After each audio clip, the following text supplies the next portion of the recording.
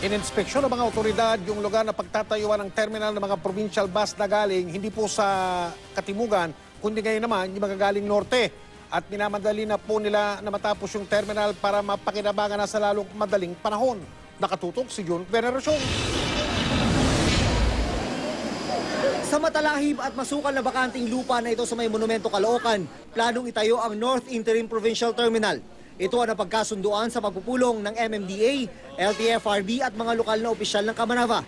Target na matapos ang terminal sa loob ng susunod na buwan. Iga-grader ito, i-bulldoze siguro yung area tapos tambakan ng graba. Pwede na yun. Dito na lang papayagang humimpil ang mga provincial bus na galing norte na ang nakalagay na endpoint sa kanilang mga prangkisa ay Metro Manila, Balintawak at CIT o Central Integrated Terminal. Nasa higit 300 busa mga ito na iligal na nakakapasok sa EDSA. Pero sa oras na mabuksan na ang North Interim Provincial Terminal, bawal na sila.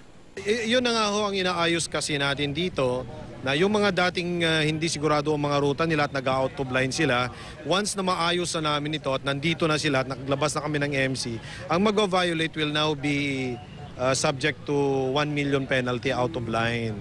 Daan na ng mga papasaherong sasakyan ang lugar kaya hindi naman daw magiging problema kapag bumaba na dito ang mga pasahero ng mga provincial bus mula norte. Pribadong lupa ang kinukonsiderang terminal, kaya may bayad ang mga bus na hihimpil dito.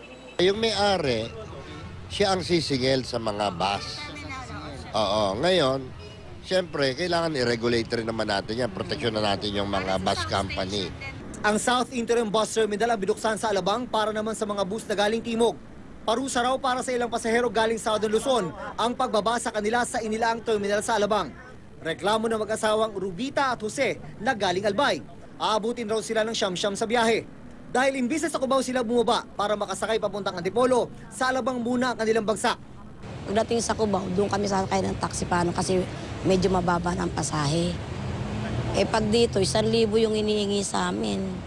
Pero ang plano raw talaga ng pamahalaan, magtayo ng mga permanenteng terminal para sa mga provincial bus. Kapag natuloy na ito, 7,500 provincial bus ang mawawala sa EDSA at yak daw na mapapaluwag sa daloy ng trapiko. June Veneracion, Nakatutok, 24 Oras.